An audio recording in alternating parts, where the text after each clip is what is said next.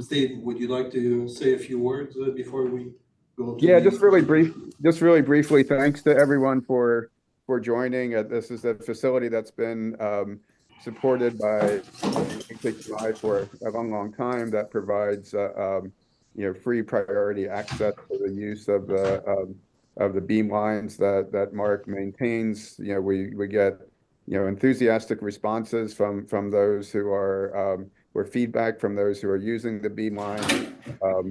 And we just encourage to be aware of this and to take advantage of it.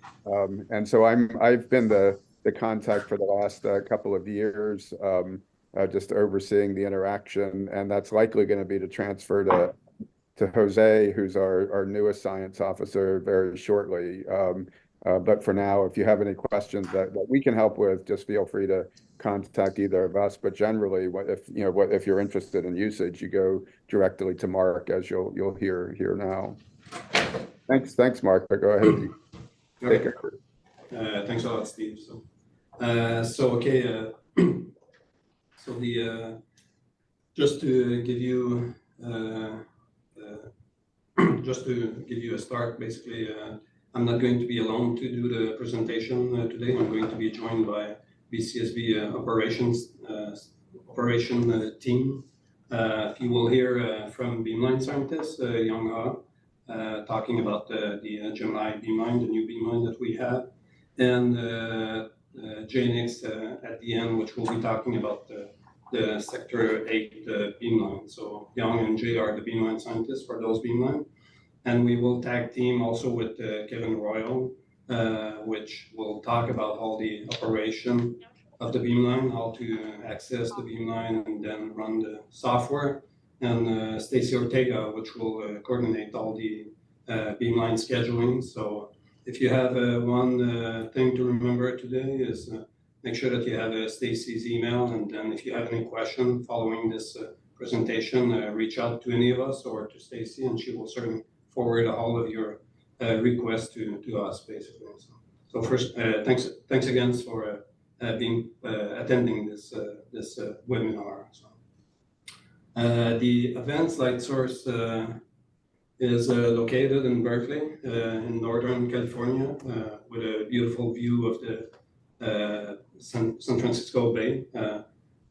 You will hear today that there's a lot of data collection which are being done remote. Most of our users are remote, but I would always invite you to collect on-site and enjoy the view of the Bay Area as well. So, the synchrotron is operated by the Lawrence Berkeley National Lab, LBNL, which is a DOE facility, one of the 5 DOE synchrotron user facility in the US. So it's a synchrotron source. It basically runs at 1.9 GeV. We're operating with 500 milliamps in the ring. There's 12 sectors around the ring, about 40 beam lines, and 1/3 of those beam lines are dedicated to biology. We're going to hear a lot about crystallography today, but keep in mind that there's other techniques that if you need beam time on these, we can certainly help you in getting the right proposals to access. There's a beamline led by Gregura, a small angle X-ray scattering beamline if you're looking at protein conformation, protein interaction of biomolecules in solution. So this is a good approach to do it. And X-ray footprinting, in this case led by Corey Ralston. If you want to find what amino acids are interacting between proteins, this is a good technique to use. There's the synchrotron infrared spectroscopy, so probing chemistry of a live sample, led by Ullman,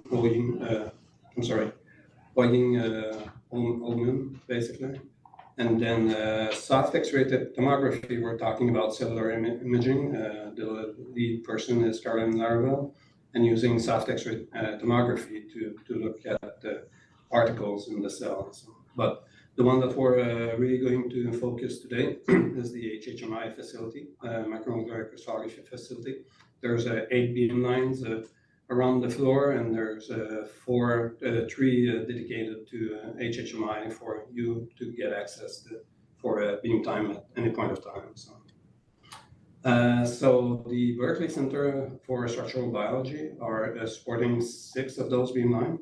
There's 3 beamlines on the Wigler source on sector 5, 501, 502, 503. We do have the HHMI beamline on sector 8, 821 and 822, which are using a super beam as an X-ray source.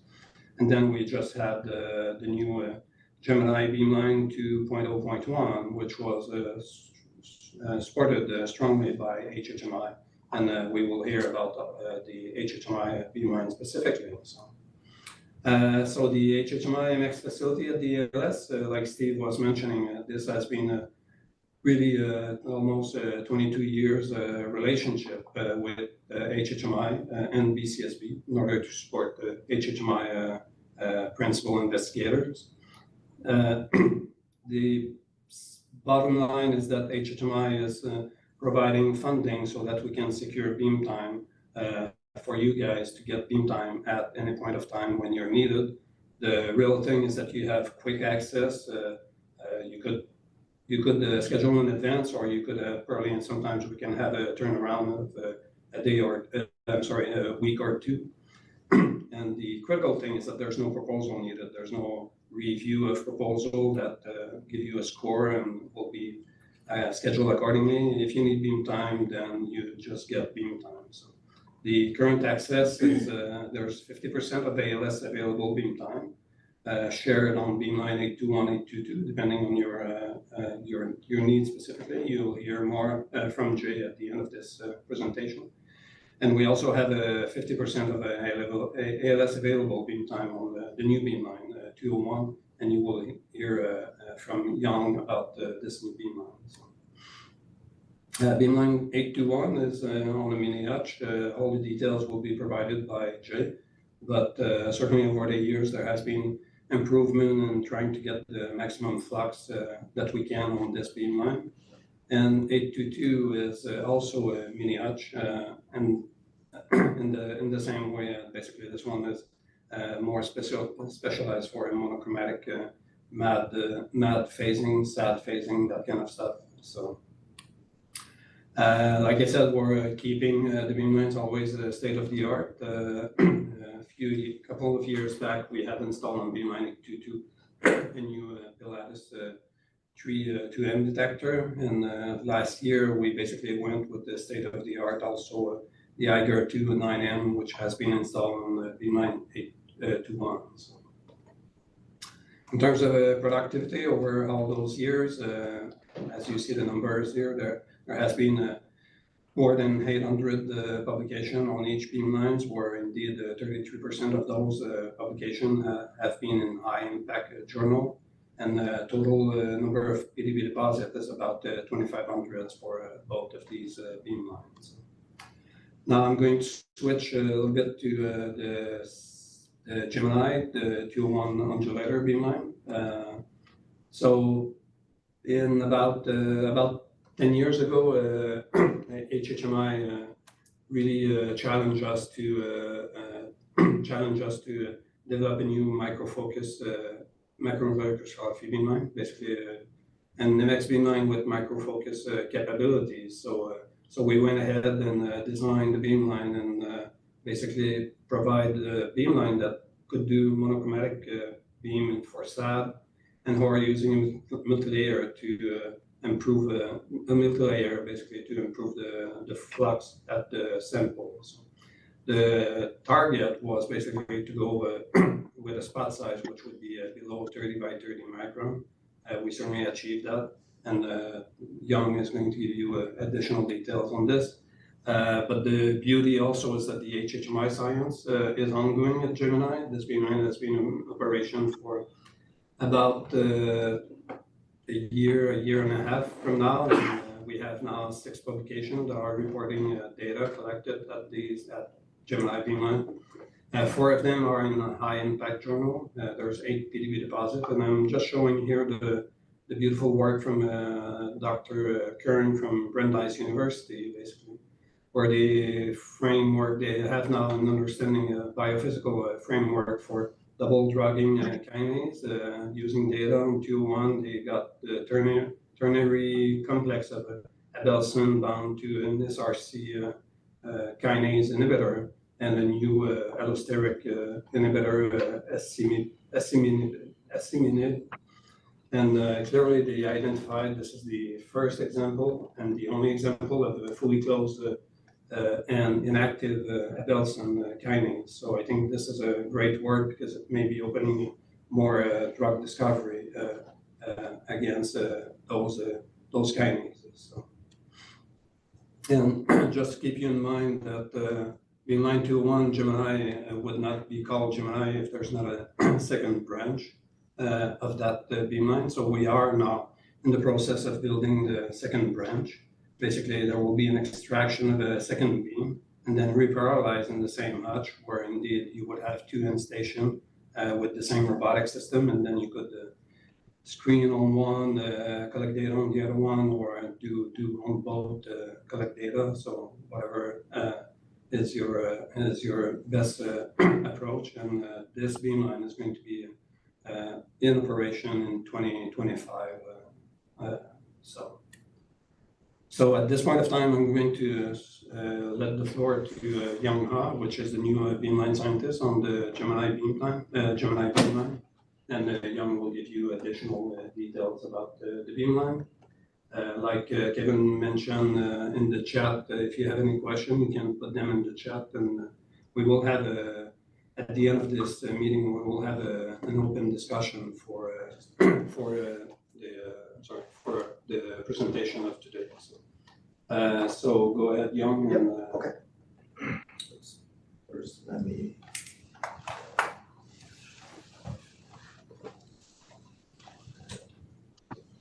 There we go. So hi everyone, my name's Yang Ha. I'm actually a new hire. I just joined last year, and before joining BCSB, I got my PhD from Stanford in bioorganic chemistry, basically doing a lot of metalloenzymes. And after that, I did my postdoc at Advanced Light Source, working on spectroscopy and on some battery systems. And nowadays, since we are living in the Bay Area and Python becomes the official language here, so I'm also just trying to step into AI and machine learning. So you can see I have a quite broad range of interest and background. And as a new generation or younger generation of scientists, I'm really diving into the science. And so if you guys have any questions, or if you want to plan on some experiments, but are not sure how to take advantage of the resource we have, I would be happy to have individual meetings and discuss with you about the experimental plan. And also, it's not just about protein crystallography. As Mark mentioned before, we have about 40 beamlines here that can do all kinds of fancy stuff, and I'll be happy to connect you with the right scientists in person. Okay, and I'm also fortunate to be assigned as the beamline scientist at the Gemini beamline, which is a cutting-edge beamline, and comparing with the traditional X-ray light source. Gemini is an undulator beamline, so basically you have the electron beam traveling in between these magnetic fields. It zigzags really fast, and it gives off super bright X-rays. So for those who may recognize, this is the top view of Lombard Street, located in San Francisco, and the cars are just zigzagging, and you can see the beam coming out here. And so yeah, just keep in mind we have a super bright beamline, and another advantage we have is we can have a very focused beamline, which is good for small size crystals. In most other beamlines, we have collimated X-rays, which means if you have a small crystal, you basically just truncate the X-ray to match the size of the crystal. By doing that, you lose a lot of flux. But in our case, at the Gemini beamline, we actually use mirrors to focus the beamline, really have a bright spot at the center. So we can see the spot size about 20 to 20 micrometer, which can match some small crystals. And here we also show we have a very stable beam as well. And in order to couple with the super bright beam, we also have very cutting edge detectors. So this picture was just taken yesterday, showing that actually during the shutdowns, we're trying to upgrade all our instruments. Here at Gemini Beamline, we are upgrading to the Eiger X 16 megabytes detector. You can see comparing with the old one, which was also pretty fancy, we now have even higher resolution, a faster frame rate. So this allows us to do some fancy experiment like a stereo crystallography or some kinetics experiment. So if you are interested in some this kind of experiments, just make sure you talk to me and we can figure it out. And so yeah, so we have a super bright beam and we have a fast detector to match with that. And another thing I want to emphasize is we are now pushing this fully automated data collection pipeline, which means you don't have to sit there and control the sample at the same time. Actually, you can just provide us with a list of your samples and our robotic system is going to take care of all the data. So it's going to collect hundreds of crystals overnight. And our engineer, Kevin, is going to cover more details if you want to play with this feature.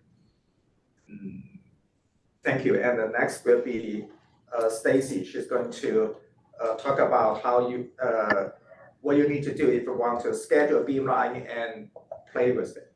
Thank you.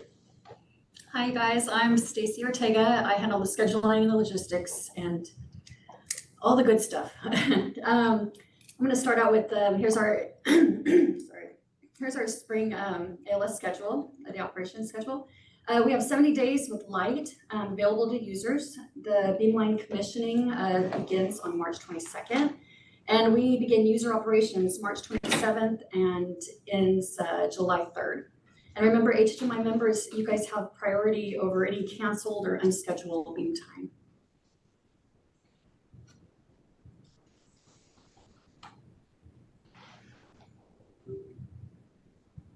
Not doing control work. That's good, that's good. Scheduling the beam time. So we have a user database, we call it BUDS. You can either go to that website and look for time, email me and I'll get you on the schedule. Or if you want to contact me directly and just say, hey, I need some beam time, I'll look for you. There you go. So the confirmation and documentation. So basically, we try to keep it as simple as possible. You just need an HHMI non-proprietary user agreement.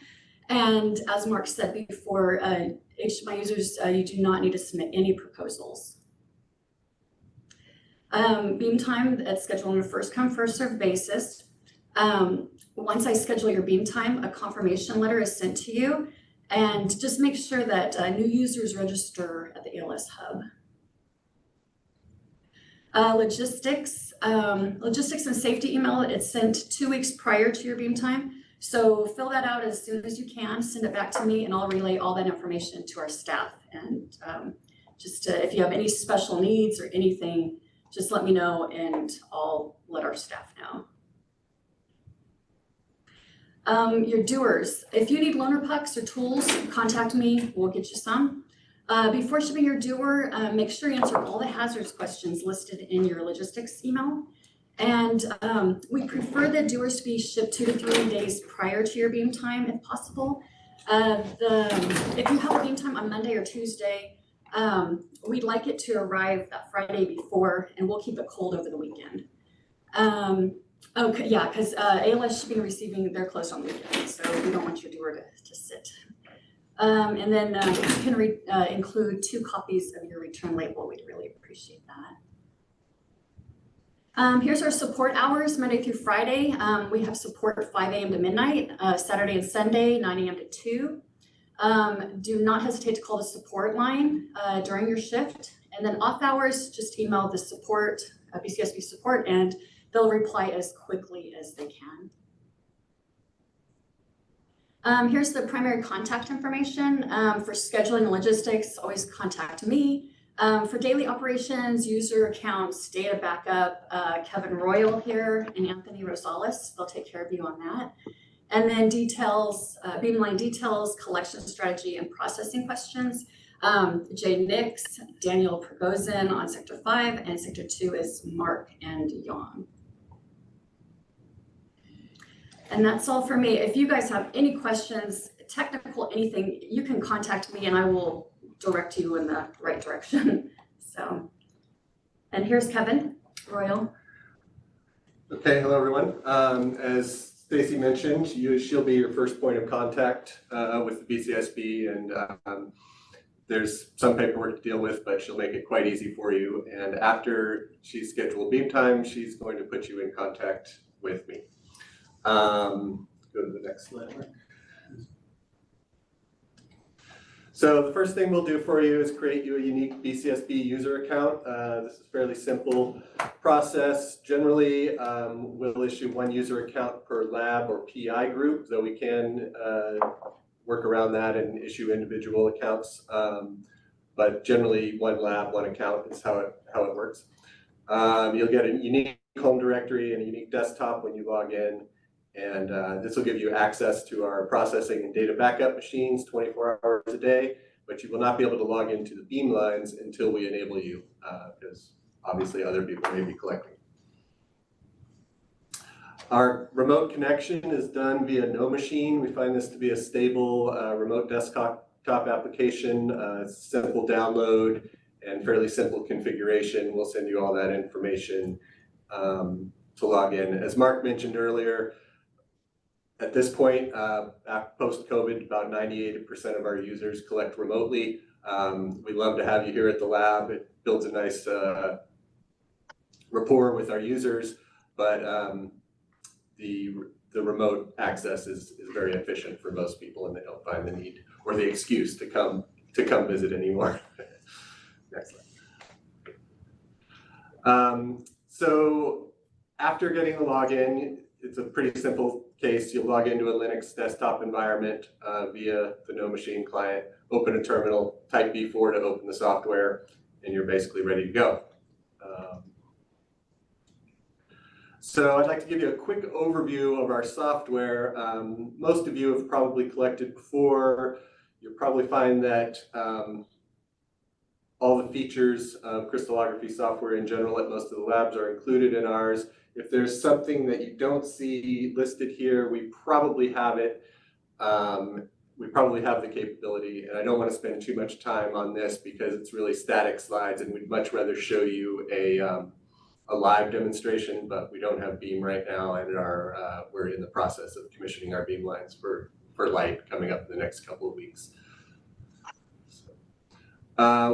That said, we do have software training available pretty much anytime. If you contact us at BCSB support at lbl.gov, we can train you on the basics of using the software, on more advanced collection strategies, more advanced features in B4 in the collection software if you've used it individually.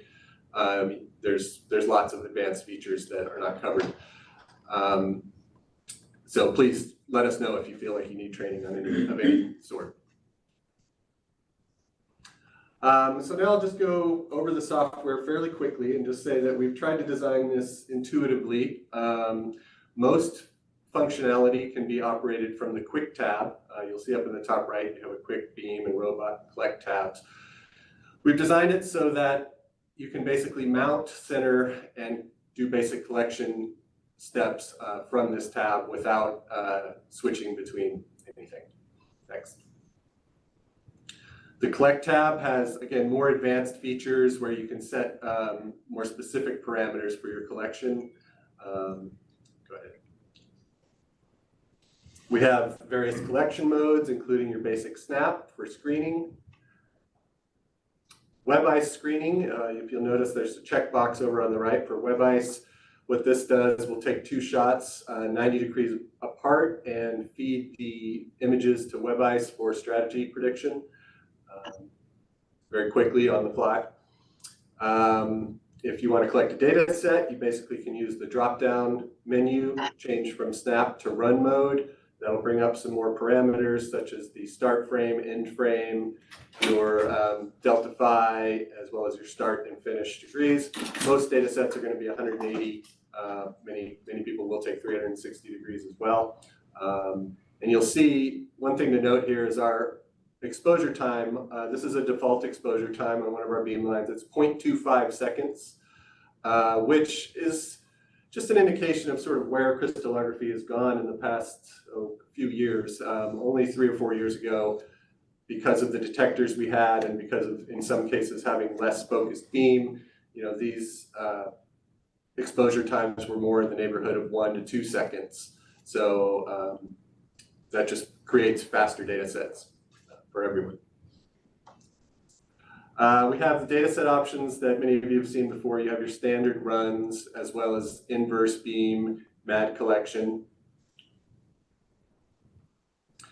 We also have vector data collection where you can select multiple points along a crystal and distribute your collection amongst those points. Sort of a next slide, a derivation of that is the helical data collection, where you will just select a start and end point, and the collection will rotate through 180 degrees, for instance, between those 2 points along the entire path. Unfortunately, the crystal shown here to display this is not a very good example. This would be a great thing to use for rod-shaped crystals where you want to preserve the sample and minimize radiation damage. We've also got rastering available. This has become, this has become very quick with the fast framing detectors we have. We have basically what is known as shutterless rastering, where you can do a raster grid. It's probably a little hard to see in this slide, I apologize, of maybe 6 by 10 or more in 30 seconds or less to get an example of your crystal. And I'll have some heat maps to show later, which will kind of show you a better representation of what the raster looks like. Also energy scans on beamline 822. That one is set up mainly for energy scans. Beamline 201, we have an elemental scan, which can determine the elements in your sample on the fly as well. That's a more advanced feature. Beamline 821 is currently set up in multi-layer mode, which is for a higher flux mode and does not have the scanning in that setup, but it can be altered to do so. So I'd like to focus a little bit, as Yang mentioned earlier, about our auto-collect program. This is a very powerful development for crystallography. I mean, the main slowdown in crystallography in collection is often the user. It's very hard, as many of you know, to stay there in front of a computer for 8 to 10 hours collecting on multiple samples. So we've developed an auto-collect program which we think is quite powerful. We have a couple of quotes from HHMI users, which you can read yourself here, but basically we've seen great success with auto-collect and on samples that were otherwise deemed unusable. We've run them through auto-collect and had success that were completely unexpected by the researchers. I'll give a brief description of how our auto-collect works. Basically, it will mount, center, raster, screen, and collect and process your data in about 5 minutes per sample, somewhat depending on the beamline, but beamline 201 is our flagship for automated data collection. The tools are available in the B4 collection software individually or as part of a completely automated task. Individually, they're not as useful as using the full process, but the auto raster, for instance, could be a useful feature for you. So briefly, for auto-collect, what we do is set up a queue of the samples to be collected upon. The users or us in this case, can define the sample order of collection, set collection parameters such as detector distance, collimator size, exposure time, things of that nature, and apply the desired automation tools. In this case, we have the auto-collect button checked over on the left, and when we push the start, after we've set up a queue, when we push the start button up at the top, this is going to begin the fully automated collection, and the robot will proceed to mount the first sample and go ahead to the next one, and then continue through. After mounting the first sample, we have sort of an image comparison technique in computer vision that will center the crystal, generally find the tip of the crystal and orient it on the center of rotation as best as possible. This takes about 30 to 60 seconds, but again, it's fully automated, so unless you're watching, you're not going to know. And then after centering, an automatic raster proceeds. A raster will be done in both a flat perspective and a 90-degree rotation of that.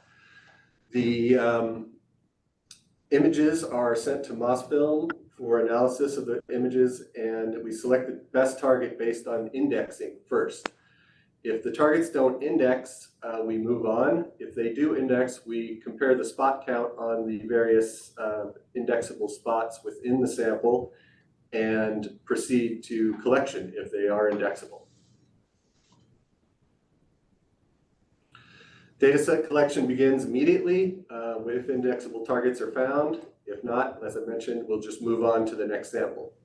Also, the collection parameters, again, predetermined and preset by the staff in the task queue when it's originally set up. We also have a detector distance that will automatically adjust based on the calculated unit cell after it's been fed through the analysis software. Auto-collect is also available, can be very useful for users that are maybe more traditional and interested in collecting themselves, but you come upon an icy sample or a crystal that you just can't find on your loop. Some of these crystals are getting very small. This collimator size is quite large. That's about 100 by 100 collimator, but on beamline 201, as Yang mentioned, it's about a 20 by 20 collimator. So the resolution of the raster is quite fine, and we can find very small crystals. If one were to just click the auto collect button on the collect tab and push start, this would run the whole auto collect procedure on a single sample. So before throwing away an icy sample or just unmounting it, it's a good idea to just run auto collect on that sample and see if it comes up with anything for you. So for AutoCollect signup and logistics, it's quite simple. Really, just when you speak with Stacy about time, you could just tell her that you're interested in AutoCollect, and she will let us know and assign the shift as AutoCollect. You'll be assigned on beamline 201 because it's the fastest and just the most appropriate for this procedure. The AutoCollect runs at about 1 puck or 16 samples per hour. So we can generally, most people will send maybe six pucks, and we'll get through those in a 6 to 8 hour shift. After the collection is done, the staff will contact you with a summary of the processing results and access to your raw data. Also, we'll allow time for you to review the results before we return your samples, and we can provide extra time if you feel there's more sort of manual research or manual collection needed to kind of change some parameters and experiment a little bit more.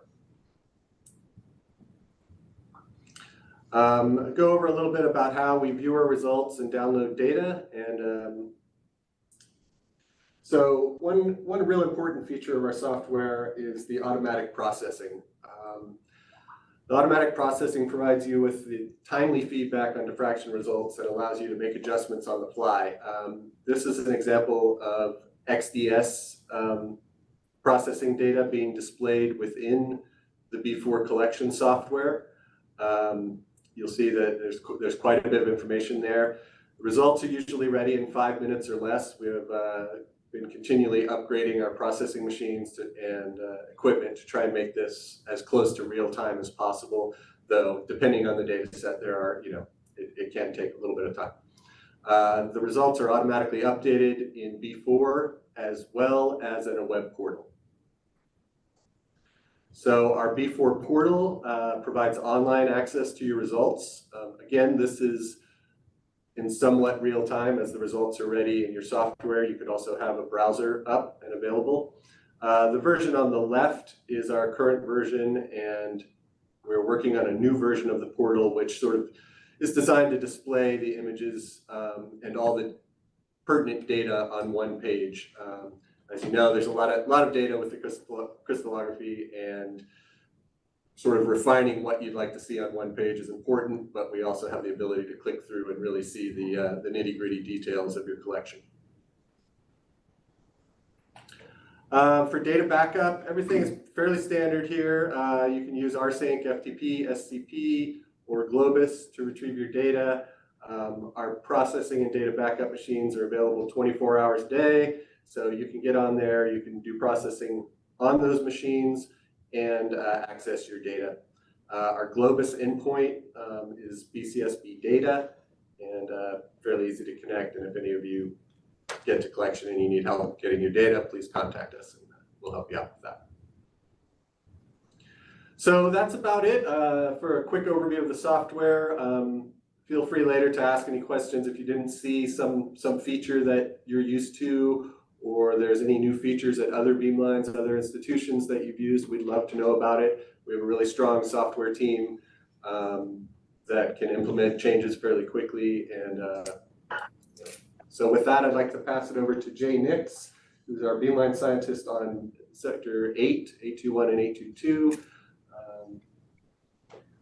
So Jay. Thank you, Kevin. Hi, I'm Jay Nix. I'm a beamline scientist for 821 and 822. I think that's okay. Yeah. I'm also do a lot of service crystallography for the Molecular Biology Consortium, usually at beamline 422. I'm part of the collaborative crystallography team for ALS Enable P30 grant from the NIH. Excuse me. So I'm basically screening around 3,000 to 4,000 crystals a year, collecting almost 2,000 data sets a year and processing all those. So I thought I'd take a minute and just give you my thoughts on data collection strategies with modern detectors. I know we started late, so I'll just keep this short so that there's time available at the end for any questions about this entire presentation that you may have. Beamline 821 and 822 is described to you by Mark. Generally, I'll just say that the flux on 822 is about 5 times 5 by 10 to the 11th photons per second.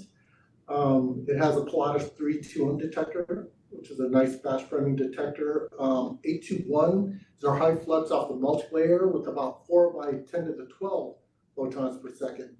And we can have beam sizes from 30, 50, or 100 microns there. So that really is a nice workhorse for standard crystallography. If you don't need any phasing information or anything like that, we can have a small beam if you have large unit cells, very small crystals. So typically, if you ask for beam time, we're going to put you there, unless you have other requirements, and then we'll put you on 822, for example, if you want any kind of multi-wavelength experiment like MAD or SAD, or you just really need something really fast, and maybe some of the other beamlines are not available, we can fit you in. So we will move things around to accommodate everybody that we can. Both beamlines have Rigaku robots for sample handling. So everything, like Kevin was saying, almost everything is done remotely. We use Unipucks are the best options for those robots. That also goes for any of the BCSB robots.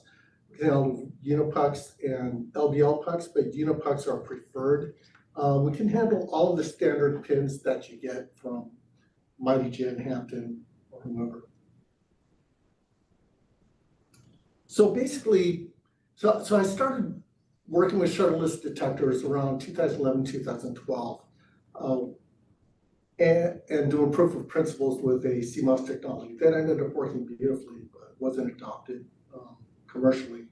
But this is based on Jim Flugrass' '99 paper on fine slice data collection, which showed that we get better data at the very end because we are sampling the spot with getting better spot profiles by putting parcels together during integration and refinement. So basically, I've gone to a low dose, high redundancy data collection strategy. I'm not the only one that's done this. Graham Winter from Diamond has a very nice paper from 2017 on this, showing the comparisons between fine slicing and old school data collection of 1 second, 1 degree, that kind of thing. And what the idea here is that we are going to build up the I over sigma through redundancy and not through exposure time. And that means that hopefully we're going to get a complete data set with high redundancy, which allows us to have less radiation damage at the end of data collection, with the added benefit that if there's any bad neighborhoods in that crystal, a crack or something's going on, that we can go ahead and just throw that data out and we'll still have a complete data set at the end of it. What we've done at the Beamlines is we've tried to build that into the data collection experience so that we've put defaults in there that should be very reasonable for the beamline you're collecting on.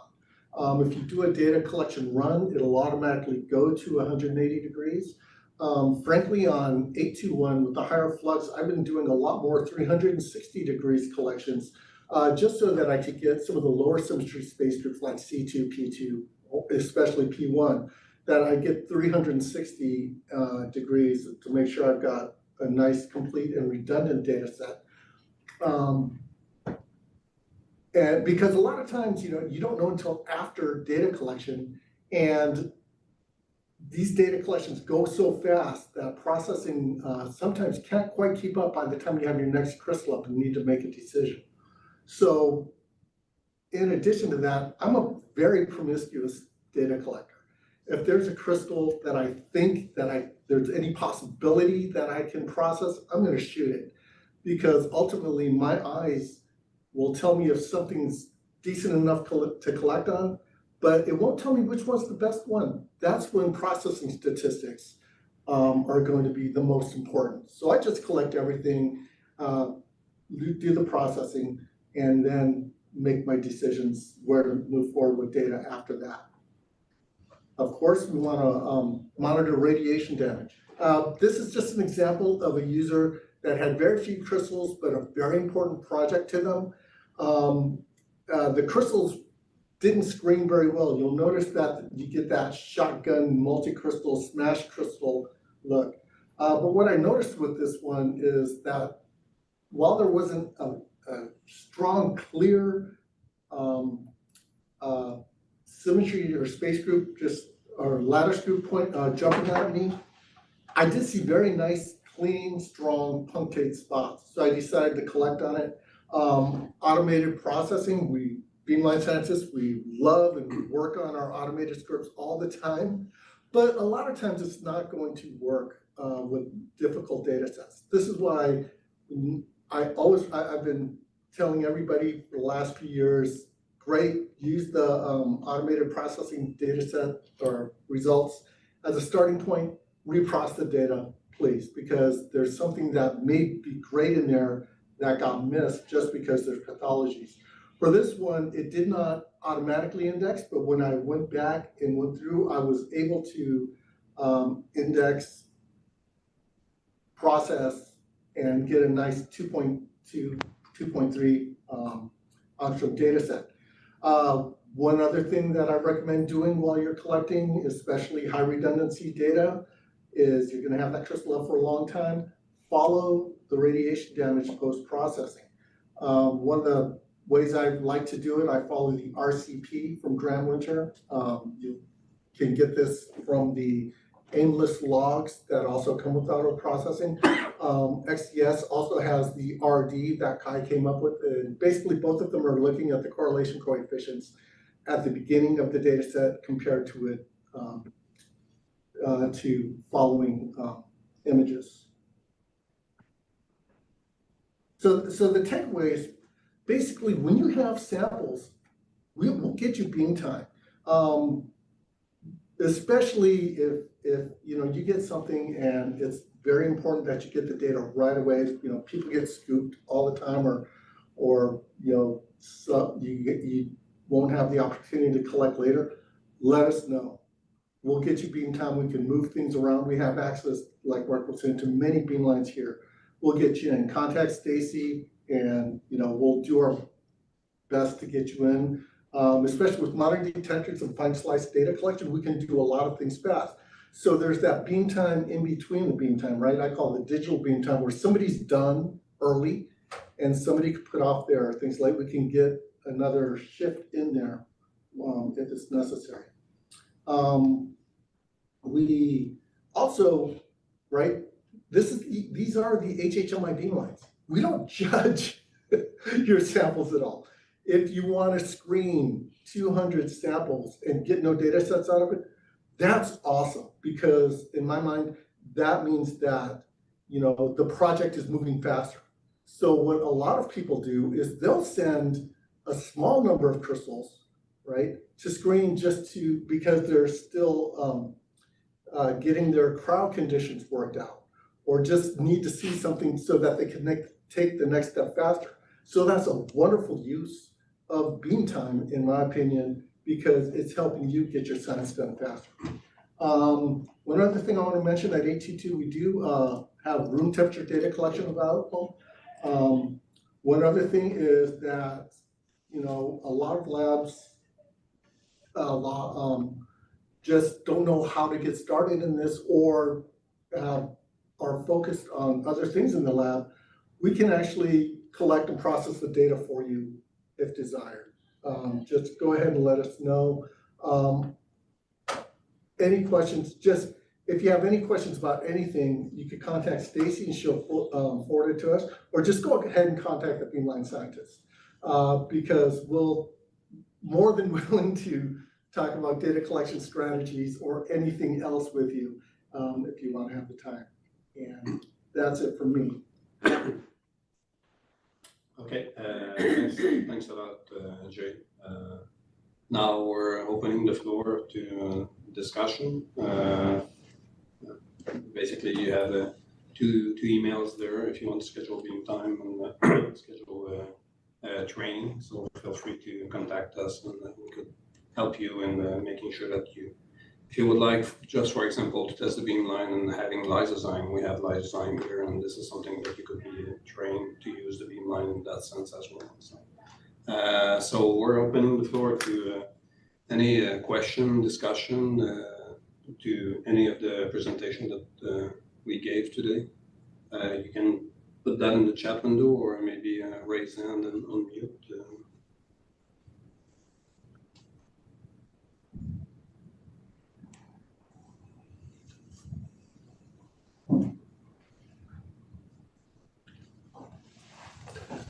I'd like to bring up again my suggestion that if there's anything, any features that you've seen at other beamlines and at other institutions, please let us know, because I'm one of the people who really drives the users' needs and tries to talk with users about what they've seen elsewhere and try and get it incorporated onto our beamlines. Yeah, there was a question that are both beamlines tunable or only 822, Jay? Technically, both are tunable. For the multi-layer, we can go from 10,000 to 13,000 EV. But for once, if we want more range in the thing, we could go to a standard silicon 111 on 821, and that's possible. So with that, though, we lose the benefits of the multi-layer. So we generally just go ahead and move you over to 822 if that's the case. Because then you're just getting the same performance out of both beamlines. But once again, ask the beamline scientist, because if you want that and you need special characteristics, like I said, we do have other beamlines available, so that we'll get you at the best place to do your work. I see a question about how soon will the recording of this be available. Pretty positive it recorded properly, and we can try and make it available within a couple hours today. Schedule time. How long it takes to schedule for time? Okay, so the question is, how long will it take to schedule beam time? So we don't make you scramble. Well, we appreciate the concern. Stacy's an expert scrambler. I'll take a look at the schedule. Just give me a kind of a window when you'd like beam time, and I'll send you available dates that we have, and we'll get you on that schedule. Yeah, and that said, for emergency use, a lot of times we'll just say, okay, go ahead and send us your samples. We can put you in the auto collect queue, or we can let you know if something comes available. As Jay alluded to, a lot of users might think they need 16 hours to do their work and they finish in 6 or 8, and we have some extra beam time. So can really be done quite quickly. Yeah, the other thing is that for users, if you need it right away, or as soon as possible, a lot of people, I will always offer, if you want to send it in, if you want me to collect it whenever there's a break or whenever there are breaks and I just jump in every time I can, that's available too. One other thing I wanted to mention about my data collection strategies was, that's what I do. Do what you feel you want to do, but I do encourage that collections are so fast that you can get multiple data sets off a crystal with these smaller beams. Play with it, try different things. Go ahead and throw some ones in there and see what works. And if what I'm doing, if you do something better, man, let me know, because that's the best way to motivate us to do better. And I think with the modern detector nowadays in flux, basically, I think this idea of screening first and finding the best crystal and collecting on the best crystal. I would suggest that if you mount a crystal and it looks good, I would just collect directly, because the time of data collection is pretty short nowadays. Let's see, we see a question about beamline resolution being restricted to 1.2 to 1.3 angstrom. A lot of this is determined by the physical nature of the beamline and getting the detector as close to the sample as possible without having interference. Mark will add something. And we certainly have a beamline that can reach 0.85 angstrom. So if that's a special case that you need to have a ultra high resolution, then please let us know and we'll arrange to make sure that you have the right beamline with this one. And fluorescent scanning of crystals available on both beamlines. Jay, do you want to handle that again? Yes, they are. But right now we have I forget the name of the fluorescent detector, so we can do standard old school small region of interest scans for MAD facing. But what we're trying to do is we're trying to upgrade to one of the more modern silicon drift detectors so that we could do a wideband elemental scan also on sector 8. And just to add to that, the fluorescent scanning on 821 is somewhat limited by the mode that we run in with the multi-layer mode, so we can't reach all the energies when it's in multi-layer mode. As Jay alluded to, it is switchable over to a single crystal mode, and the scanning is available just as it is on 822.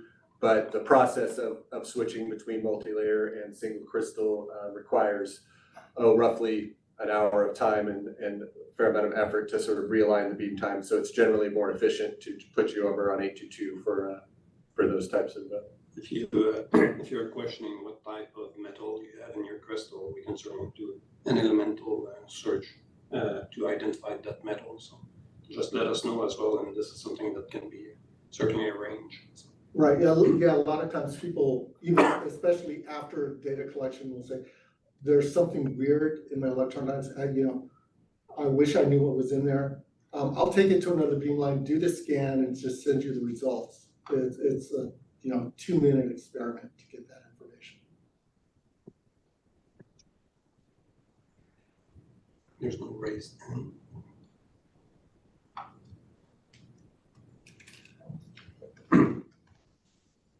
Thanks, Kevin. We look forward to seeing you too. Any last minute question or? Again. We really look look forward to seeing all of these new names on our beamlines. So please take advantage. And Steve, do you want to give the last words or? No, go ahead. This is great. Thank you. It's been very informative. Great. So thanks everyone, and again, reach out to Stacy and we can I certainly, hope to hear from you soon. and we could certainly do what is needed to support your science. Thank you, guys. Great. Thank you. Thank you. Thanks, everyone.